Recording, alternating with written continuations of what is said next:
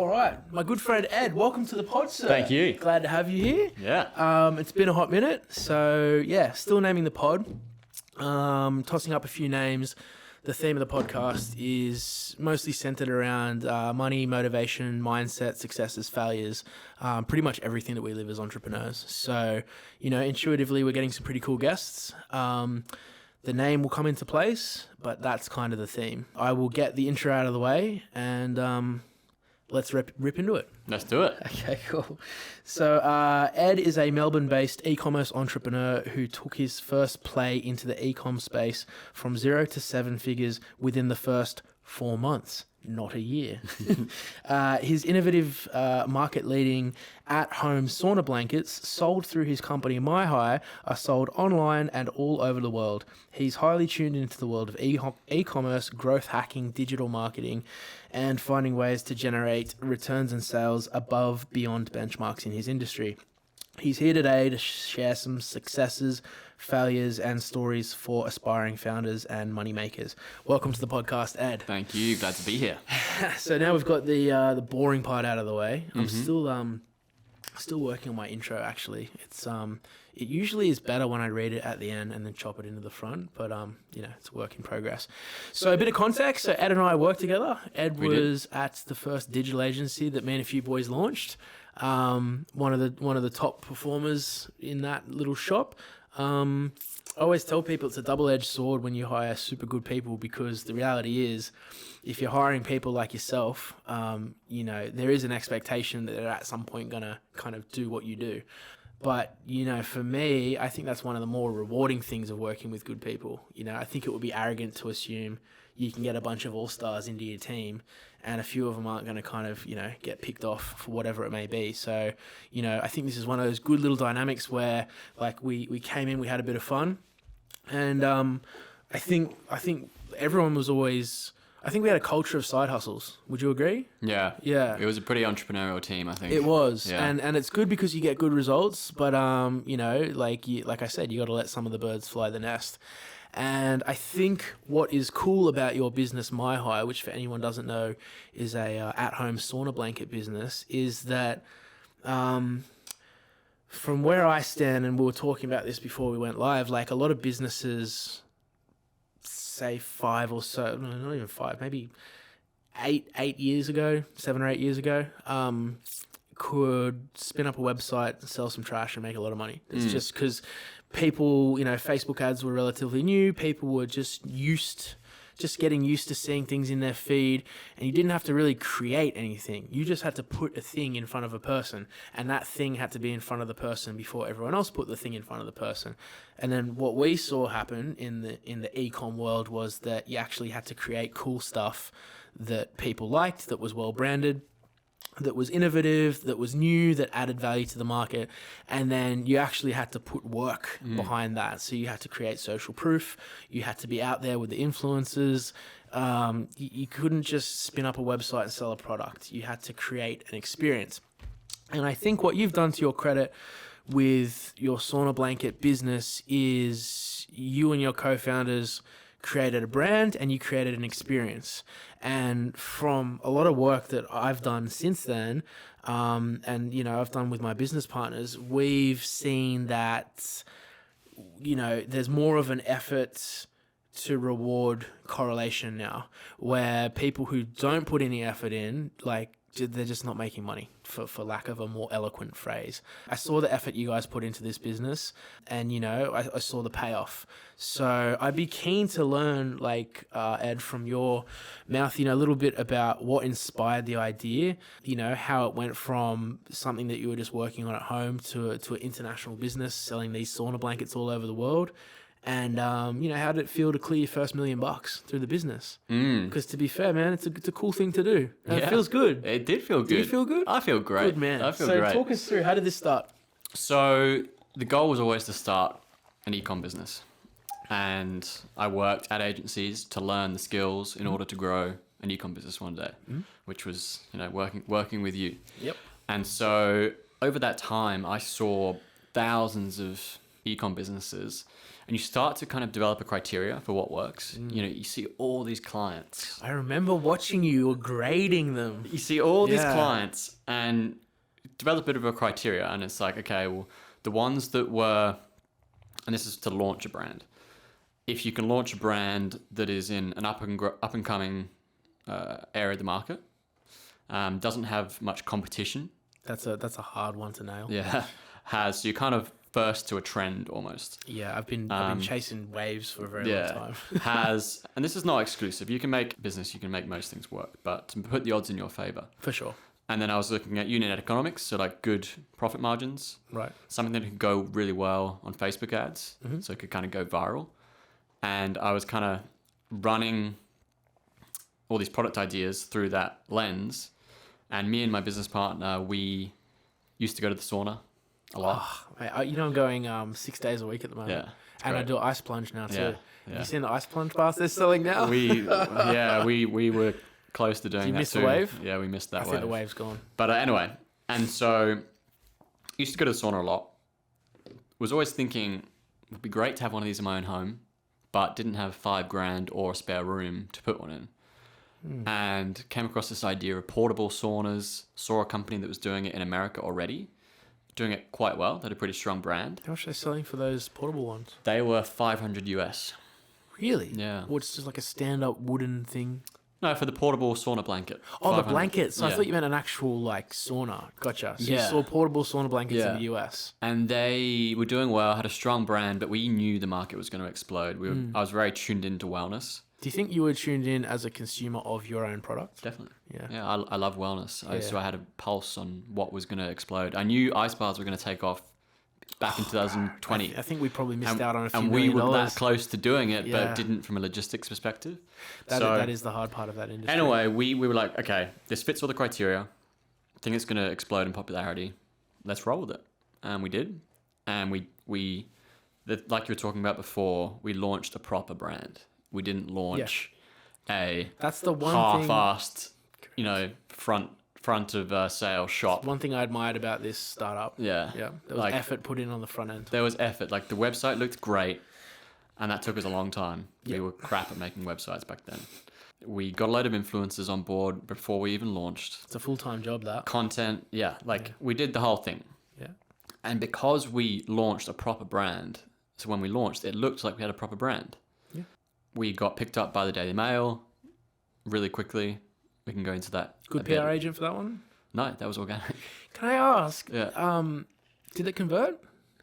Yeah, this was the whole thing that set us up for $1 million. So I just tell that story of how we. Yeah, because it's interesting. Like I've seen stuff in the Daily Mail that doesn't convert at all. So to hear that this took off is incredible because I was not as bullish on them at the first. So we wanted to create a bit of an organic buzz to start with the brand. So we was seeded with a couple of influencers for like a test run. We did that, went really well. A lot of people started talking to us. We had some big influencers in Australia like actually message us. Yeah. Because it was a new novel product in Australia. It's rewarding when that happens. Because we did nail the product. Yeah. And so that happened, and then just by chance, someone from the Daily Mail messaged us saying, hectic. "Hey, I'm from the Daily Mail. I love this product. Can we do a feature on you?" So I'm like, "Hell yeah, you can do a feature on us." No, fuck off. But I knew they were in the UK and Australia, so I'm like, "Can you please just like not do it for a month whilst we get set up in the UK as well?" Right. I didn't know this. Yeah, because if that publication goes out in the UK and we do not have a shop in the UK, we've just missed out on a lot. So set up in the UK, and the article How long went. did that take? Not that long. Like just a plug and play sort of thing? Yeah, 3PL. Right. So did you have to ship a bunch of this stock over there? Yeah. From- Order a container to our 3PL in the UK. So did it have to come from somewhere else to here and then here to there? No, China to the UK. Right. So straight to a fulfillment center. Yeah. How did it feel? Did you kind of know it was going to sell out? Like, was there any fear of like, what if I've got a UK center full of stock? Well, no. So what we did was we were on pre-order when the Daily Mail article came out. Right. So we played it smartly. Because you've got to weigh up the pros and cons of everything, right? Was anyone doing this at this point in Australia or the UK? The sauna blankets? Yeah. No. Right. So this article went out, and this is about 10 days into our e-commerce journey. Yeah. Full time. Like we did the soft launch a month before. I remember I was at my mum's house. It was back in the day when you still have Shopify notifications turned on. I think it's a momentous occasion when you finally switch them off. Bro. But when you just start, How good is it Yeah. when you have to turn when it you off? have to turn them off, It's like, I've made it. But back then, I still had them on. All right. And I was in the car getting ba-ding, ba-ding, ba-ding. And I called my business partner. I'm like, dude, like, I think this article's working. Like, something weird is happening. And it kept on going ding, ding, ding. And I went like crazy. And I turned my phone off silent, like kept it off silent because I just loved, it's like music to my ears. Yeah. And I got to my mum's house and mum's like, what's going on? And I'm like, Mum, I'm making money. How good does it feel? Yeah. It's like winning the pokies. Yeah. And then Australia kind of calmed down and got After that original sugar hit. Yeah. Right. Then it got to the evening and the UK woke up. Oh man, that's so good. And I had a couple of drinks by that point with my family. How nice is it? And we did 100 grand in a day. Really? Yeah. 100,000 in a day. Yeah. 10 days into our business. Off the Daily Mail. Yeah. How much front end work went into? Because what 3 to 6 months of work before that though? Yeah, like absolutely faffing about trying to figure out how to launch our own brand. And Bro, how good did it feel to put in all that work on the front end to push a business that you for all you knew, that could have done 0 sales. You didn't know, but to have created it and backed yourself for 6 months where nothing's happening, there's no action, there's no sugar hit, there's no whiskey, there's no ching, ching, ching, ching. It's just work, nothing happens, and then bang, 100 grand in a day. How did that feel? It was incredible. Yeah, it's good. It was so good. Well done, man. Yeah. So we took that 100 grand and we're like, crap, we've got to get our product in. Yeah, it's the best. And so, the website said pre-order and we communicated to the customers about how long it was going to take, etc., etc.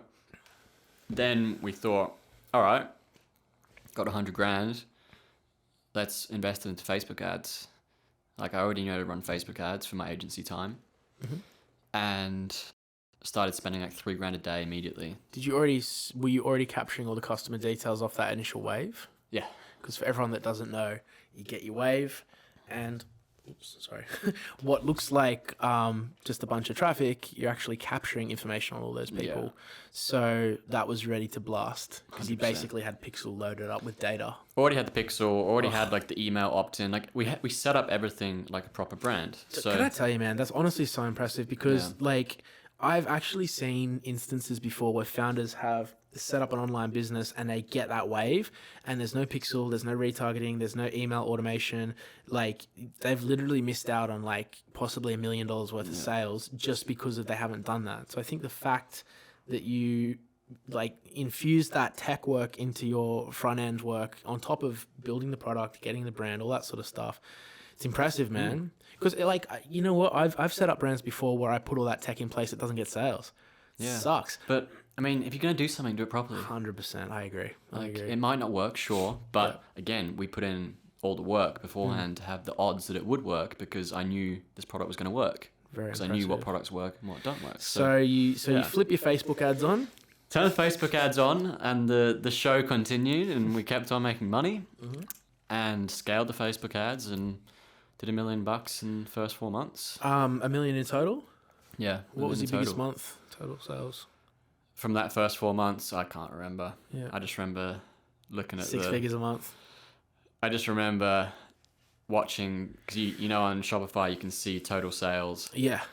Like now we're a few years old, you can't see from inception. You have to go to your P&L for that. But like on Shopify, I could see when the $1 million mark was crossed. How good does it feel? It feels good when you see the 2 commas in your revenue. Yeah. Yeah, it's sick. And me and my business partner, we it was during lockdown. Right, so this was a lockdown, baby. I didn't know that. Thank you, government. Yeah. Well, thank you, market, really. So hang on, so you're selling sauna blankets to people who are locked in their home? So timing worked quite well. Man, Yeah. what more could you? That's incredible. But to everyone that says, "Oh, it must have been timing," I'm not gonna say we it. are doing way more now out of lockdown. We were in lockdown. No, I'm not gonna say that because I have people that say to me all the time, "Oh, you're lucky this or you got lucky that." But the thing is, it's like the iceberg. They see the tip, but nobody see. Like I've seen the bottom of what went into your iceberg. Yeah. But that's because I was on the ground floor watching it. But a lot of people will say that, but without being rude to a lot of people, they're the same people who watch an MMA fight covered in chocolates and peanuts going, "Oh, he's gassed out, he's gassed." I'm like, "Would you?" He missed. I was like, "Would you get in the cage and fight someone?" The same people who look at your business and tell you that you're lucky, are the same people who, get on the beers and hit a couple of bags, talk about a business, and then wake up hungover on Monday and go to their jobs. Like, it's the NPC mindset. Yeah, it is. And it's funny because I was talking to our last guest, Lucas, about this before, where if you're like an NPC, but you're genuinely content, there's nothing wrong with that. Exactly. And he said something really profound, which was that he goes, "I'm envious of that." He goes, "I wish I could be content with, a job, a career, being happy and enjoying life," because that is admirable. But Me too. Right. But Massively. But unfortunately, or fortunately, depending on how you look at it, like, when you're an entrepreneur and you're in the digital world, it's an itch you're never going to be able to finish scratching.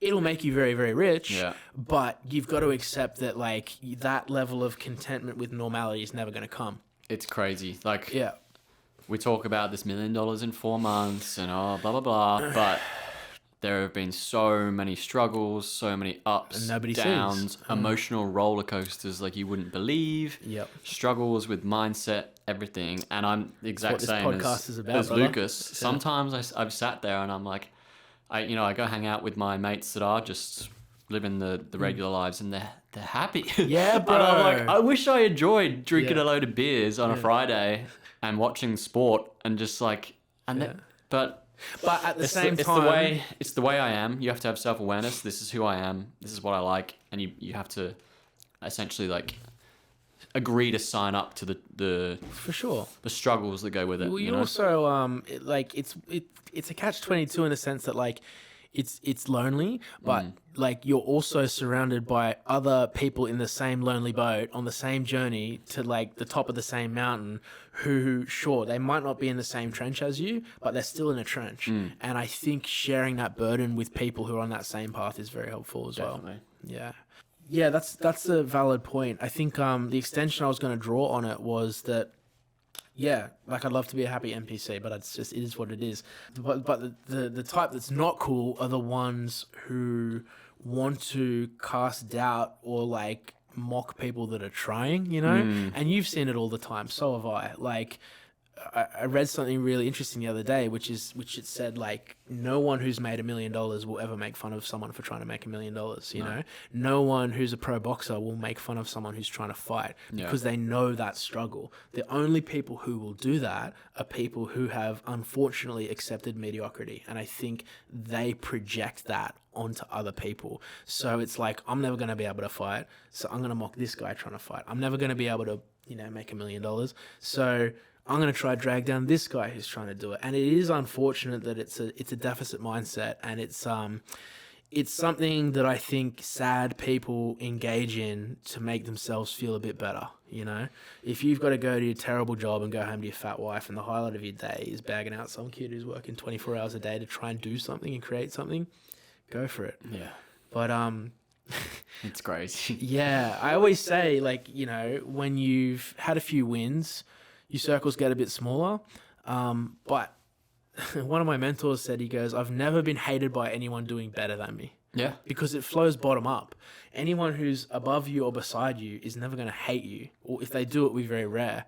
It is often, unfortunately, people who are, like, projecting that up. How have you found, like, because obviously, you've pulled off some wins now, which is awesome, and you've had the success in your first ecom business. Would you say that's a product of people that supported you on that journey? Would you say you learnt from people who went on a similar path, and did that help you? Definitely. Yeah. I mean, where do we all learn from? That's it, man. There's no degree in this life. We don't wake up and suddenly inherit the knowledge of how to run an e-commerce business. Yep. And I think it's really important to surround yourself with people that can teach you in that. So that's what I did. Yeah. You know? Yeah. And so it was definitely, learning from people. Eventually you learn to, decipher the bad information from the good information, and who to listen to and who not to listen to. And you have to be very smart in that sense. Like, a lot of people don't know how to learn. So that was my next question. Yeah. Was like, are you at a point in your life and your career now where, I'll give you an example. I'm at the point now where the information that I have to give to someone, if they're willing to receive it, is too valuable to give it to someone that won't appreciate it. And what I mean by that is, like, I've got too little time, like in the position I'm in now, to give information if it's not going to get absorbed and executed. For example, like when you were on the up and up, like if you wanted to ask something, I'd tell you every day of the week, because I knew it was going to go in, get absorbed, digested, and executed.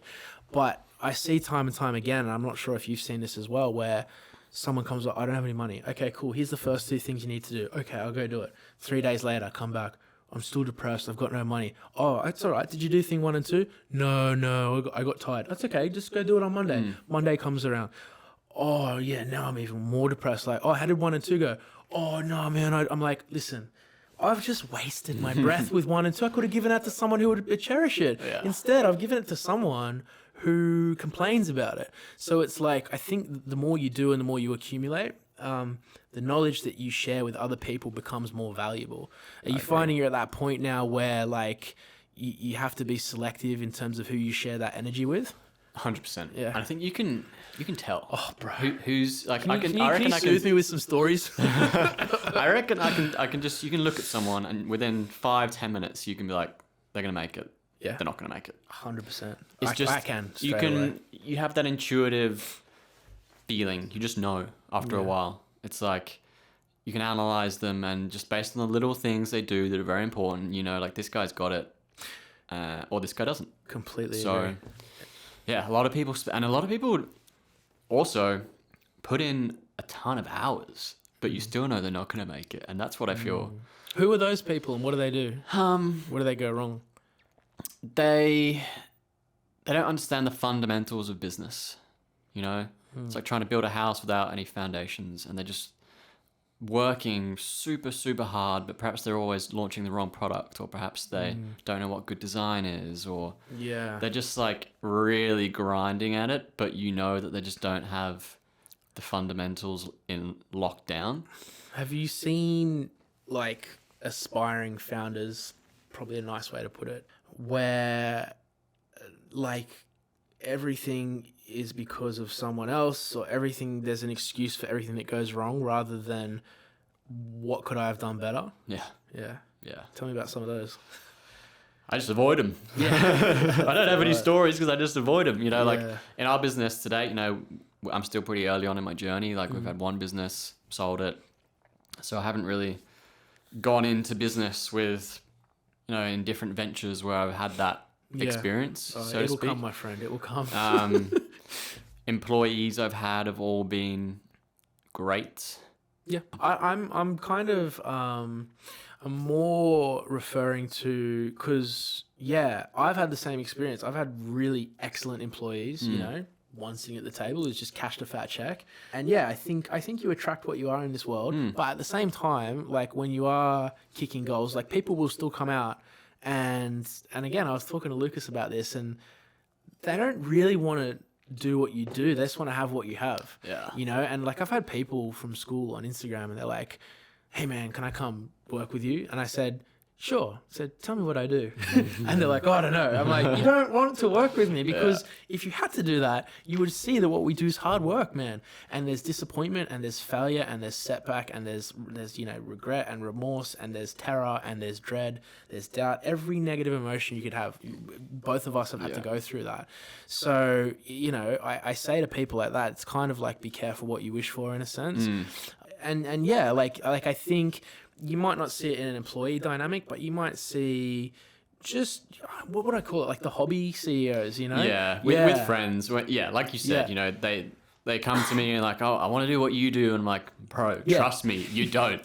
I've say seen this to how you everyone. manage individual stress in your life, and you can't handle, your car breaking down, let alone, let alone running. Like, yeah. I always look at how people handle stress and like, okay, Yeah. something bad happens. Like, how do you react? Do you stay calm or do you freak out? Bro, someone could put a gun in my face right now. Yeah. Wouldn't even blink. I'd Laugh be at like, this is the least stressful part of my day. And like, I have friends that they just cannot handle everyday stress. But they want to be entrepreneurs. And I'm like, you call yourself a man? Like, this is Yeah. pathetic. And then they go to me, I want to launch a business. I'm like, give up. Yeah. So, yeah, like, you can tell. It's You can nice. tell. Yeah, you can. And like, it's nice to be able to think you can help everyone. But again, I was talking to Lucas, our last guest before, that it's admirable to want to help everybody, but the reality is not everybody can be helped. No. Some people just want things given to them. Yeah. Some people want to be lied to. See, some people. Yeah. So, case in point, the boys launched the courses. Mm-hmm. They made, I don't know, $1 million in a month, whatever it was. He was telling me that 30% of those people didn't even open the course, which tells you 30% of that pool of people, they literally just want to spend $1,000, feel good, and move on.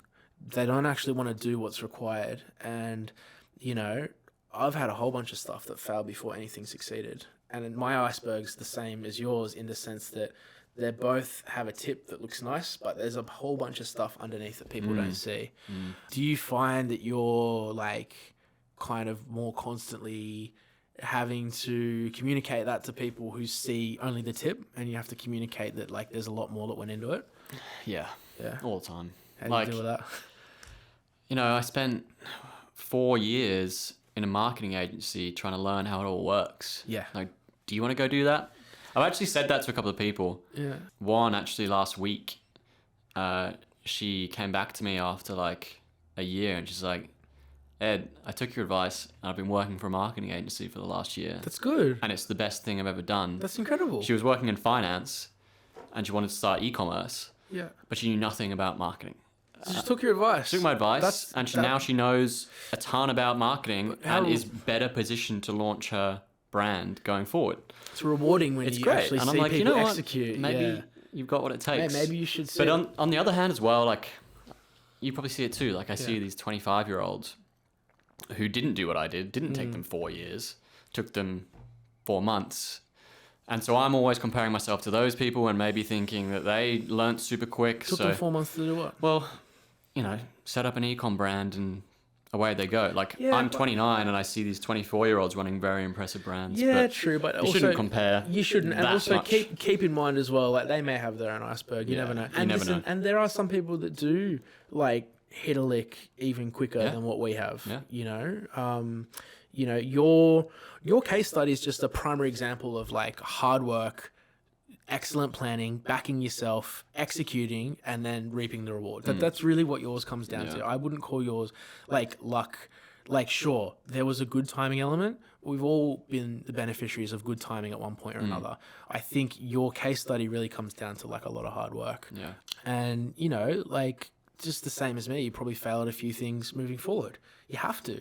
In fact, if anything, I was reading the other day, I think it was Warren Buffett said that he won't hire anyone that hasn't failed at least 3 things. Yeah. Yeah, he said he won't invest into a founder that hasn't failed at least 3 companies. Really? Wow. Yeah, because otherwise they're coming in non-battle tested. So he wants to see people that have failed and he wants to understand what went wrong, what did you learn.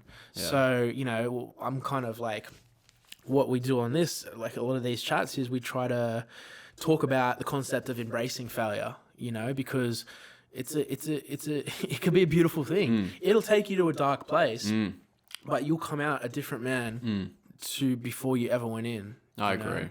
Yeah. That's another good question on my little sheet was, did you experience any failures early on? Was there anything you thought would work that didn't work? Yes, we did. Talk to me.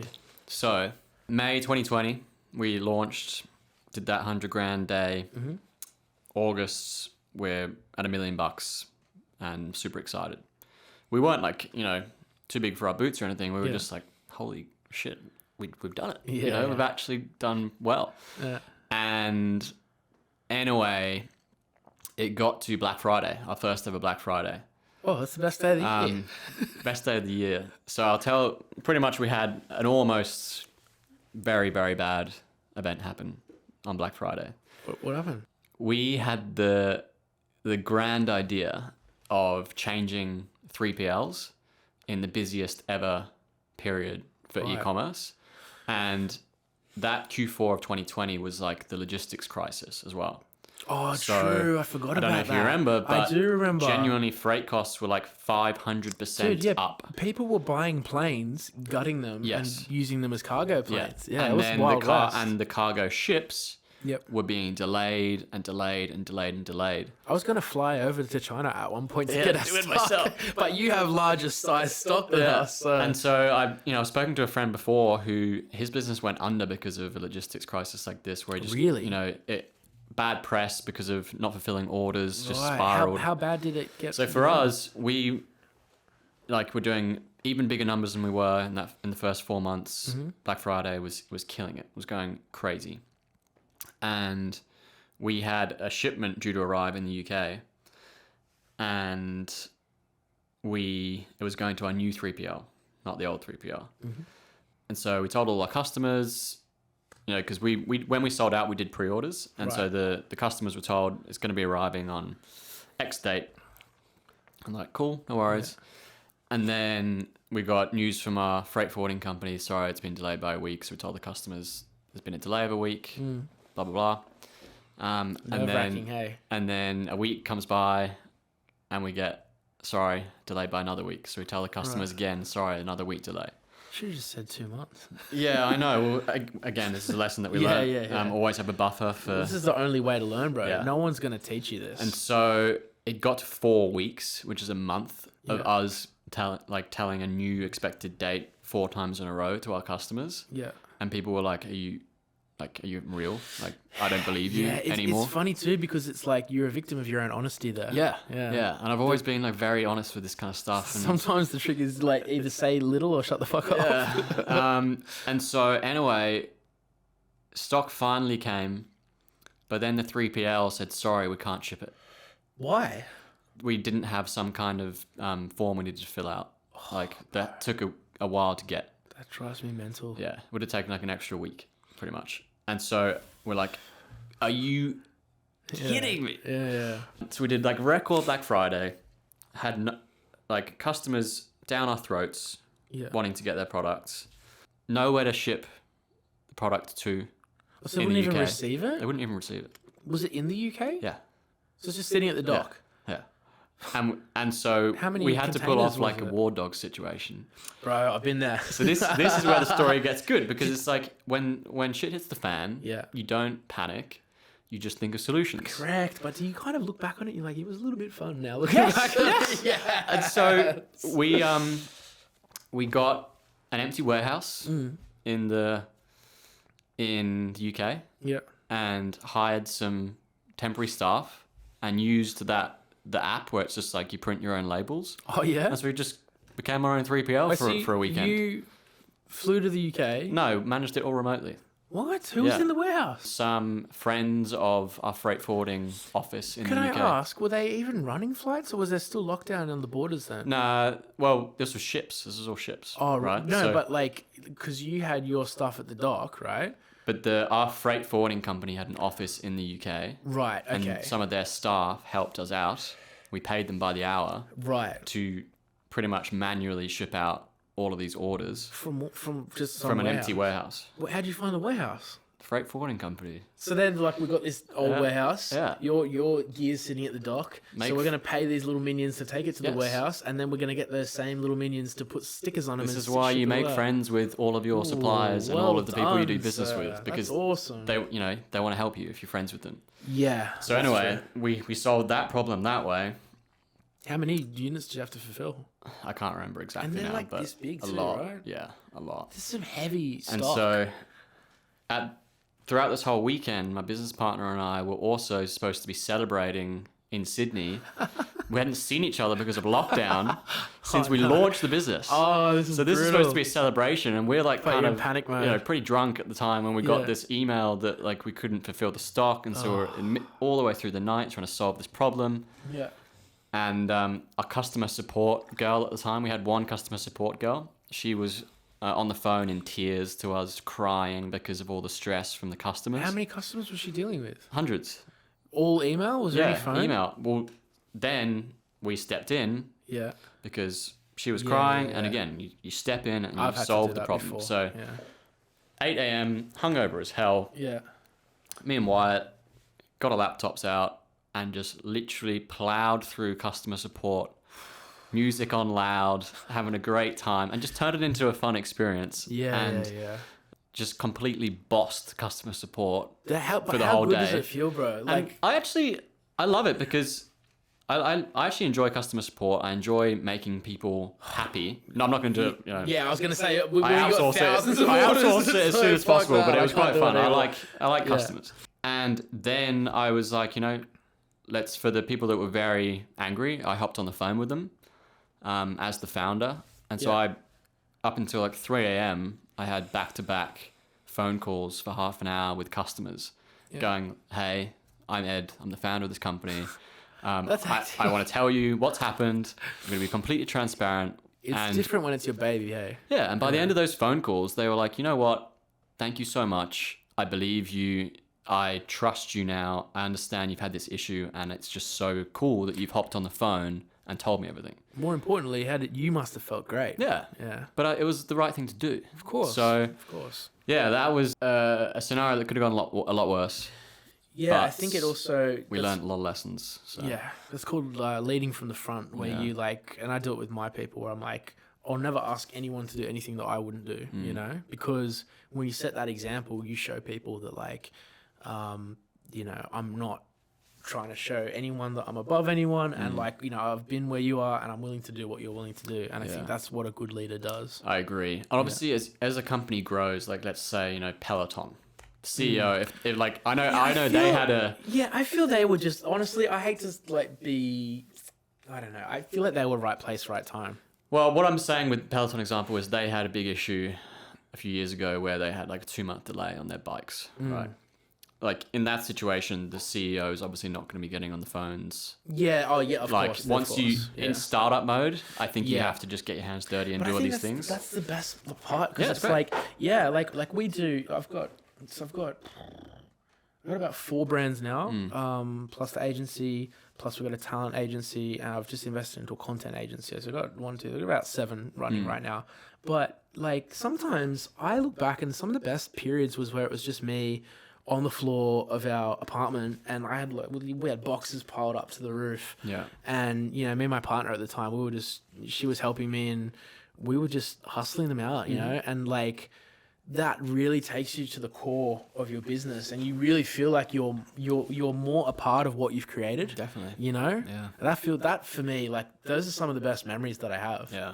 And it's funny because then you move fast forward, you're making all this cash, and it's like, fuck, man, it'd just be fun to just like go back and sit on the floor and you know what I mean? Let's go check on customer support for a bit. Yeah. Like it's like it's stuff that seems like hectic at the time just becomes so trivial. But then you look back on it and it's like that was you experiencing like the real insides of your business. But like people don't look at this like you see these successful 50-year-olds and things like that. But in order to get to that position, you have to be consistently throwing yourself into the arena year after year, eating shit and getting hit in the face. Especially in our world as well. And going through those challenges, and you got to find those challenges fun. I couldn't agree more, bro. And it's cool because I think what we do, what I like most about e-commerce is that like we're creating stuff. I've got this mate, he like bought a house and the house went up like $100,000. He's like, yeah, man, I'm rich. I'm like, you haven't done anything, bro. You haven't created any jobs. You haven't come up with a product. You haven't serviced people whose lives you've made better. You just bought a brick with your dad's money that went up $100,000. That's like, I don't think that's cool. Like, I mean, all right, money's cool. I like money, but I also like job creation. I like creating opportunity. I like putting a product into thousands of customers' hands. To me, that's cool. A couple of bricks, man, we could do that ourselves. Like, that's not inspiring. No. Like, I think some people, I think that goes back to that concept of like, that's it for some people, They're just happy with that. Yeah. Buy my bricks, goes up, I'll go buy a bag of rack and move on with my life. Tell everyone I'm a millionaire and that's it. Yeah. But Everyone's different, you know? Yeah. Yeah. I think what we do though, what I like is that like, you know, there are people who have food on the table because of things that we've made. You know, there are guys and girls that have jobs that can feed their families. You know, there are people who have fulfillment in their lives. I think that aspect in terms of improving other people's lives, I enjoy. And also, you probably know this more than anyone, there's something cool about when you have something up here and then it comes out into the universe and then all of a sudden, all over the world, thousands of people are pulling out their credit card to give you money for a thing that was just in here. I know. Like, it's strange. do you ever have to pinch yourself? I remember I moved to London shortly after we launched, and I was walking up to my apartment one day and I saw a MiHigh box. Really? And I'm like, have we got a new sample on the way, or like what's going on? Why is there a MiHigh box? And I looked at the label and it was just a regular order for someone in my building. I didn't know their name. But how good does that feel? And they'd ordered a MiHigh. Yeah. And I was like, that is cool. Isn't it the coolest thing in the world? Yeah. And Ed, to think you could have bought and then some I hand bricks. delivered it myself and said, Did you really? No. Okay. I was Yeah. gonna say, man, you missed out. You could have, you could have bought a house. Could have gone up 10%. Would have been sick. Yeah, bro. no, that was pretty mad. surreal, that moment. Yeah. How big's the database at the moment? Or to the extent you can disclose. If you can't, by all means, don't share. But like, can you? You mean like how many people do you have on the email list, or? How many people have bought MiHigh? Oh, I couldn't tell you an exact number. More than 10,000? Oh, 100%. Yeah. Yeah. Like we're obviously exited now, but Yeah. in the 8 figures, revenue wise. So, Yeah, no, the year, revenue's so- great. I'm just curious how many humans are at home sweating this So out. you divide that Divide by, that by the average. you know, Yeah, okay, I can 650. back up. Right, yeah, gotcha. Yeah. That's awesome, bro. That's Yeah. really cool. And like, have you been able to create opportunities for other people that you've been kind of particularly proud of? Like, is there any other ways you've improved people's lives apart from like general health, like maybe career opportunities or anything? Yeah, like we've that? got one, our general manager, Lynn. Yeah. It's been cool seeing her How's Lynn rise. She's a beast. Yeah, was she there from the day one? She joined pretty early on. Yep. But yeah, she's now a weapon at logistics and a jack of all trades, really. Yep. And her career is gonna keep growing from there. So yeah, it's cool to see. Yeah, it's cool that didn't exist. Yeah. Now it does, and now someone's family's getting looked after. Yeah. It's so weird, man, because I keep doing these podcasts with everyone, and I write these run sheets. We don't even use them. I think I'm going to stop doing them because I think that, like, when you have a genuine interest in what someone's talking about, it just flows, Yeah. you know? And just so you know, like, we've almost blasted an entire hour. Really? Yeah, Already? 6 o'clock. Jeez. We started at 5, bro. So yeah, I think honestly, like, I'd love to do this again if you'd love to do it Yeah. again. Because I think Round we've 2. scratched the surface. I want to talk about like future plans. I want to talk about ambition. I want to talk more about some mindset stuff and, you know, your advice to startup entrepreneurs and how they can calibrate themselves for this sort of stuff. Because, you know, some people may be struggling. So there could be people out there who just need that little nudge, you know, a little bit of confidence. And I think hearing stories like that can really help. And, you know, I think credit to you, you've done really well with this business. I also think this is the start of, you know, another chapter, which will be followed by another chapter, because this is, you've got that itch now, man. You're in the game. I can't do anything else now. It's good, isn't it? Yeah. You know, the last questions that I wrap these up with is your most basic advice to people that are starting out to kind of give them a little bit of fuel. And, you know, given that you've got the itch and you're at the start of the journey, like, where do you see yourself in the next 10 years? Okay, some advice for someone just starting out in e-commerce. Make sure you have the self-awareness to know what you know and what you don't know. Like, It's true. actively look to really get good at the skills required to run e-commerce. Don't have the arrogance to think that you can start an e-commerce company when you know nothing about Facebook ads. Yeah.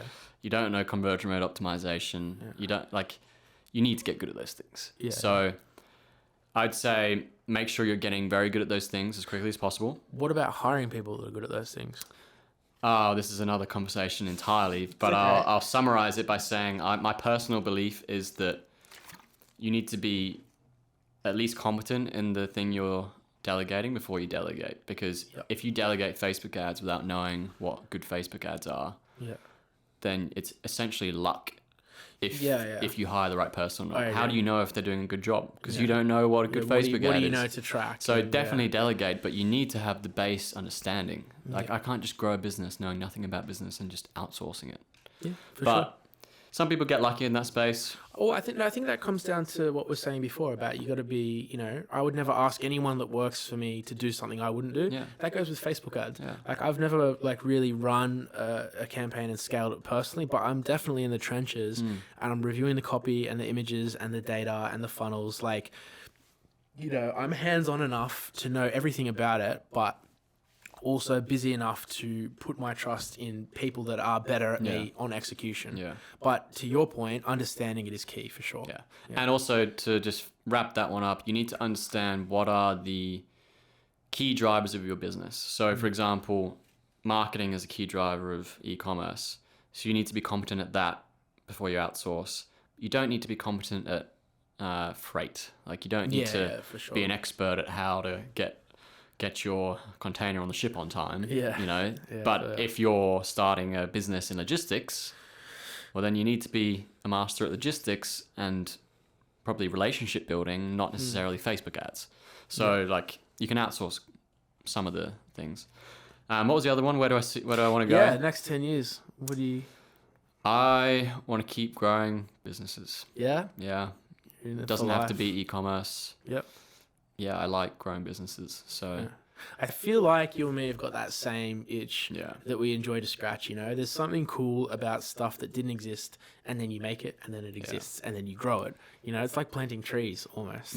I want to get into investing and operating multiple businesses at once. Having lots of things going on. I've got a few at the moment that I've gone in on. And I was actually saying to Lucas before, I'm about to put some money into like a small gift box business. But I'm really investing in the founder because this girl is so hungry and so passionate. And for me to be able to give that opportunity to someone else, that's the most rewarding part. Yeah. Like to see that look on someone's face when that might not be a lot of money, but it's life-changing for someone who just wants a chance.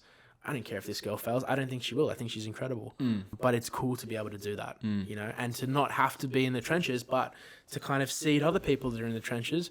And then you just give the advice. Yeah. And your advice grows your capital. Yeah. I think that's a cool place to be. It is. Maybe we should start a impact fund or something. All right, Ed, absolute pleasure. I think we need to do this again. Yep. This has been a good story. Yep. But I think we've got more to get out of you. 100%. Thank you for the time. Let's do it. Cheers, bro. Thank you. 10 out of 10. What a good podcast. Hey. Bye.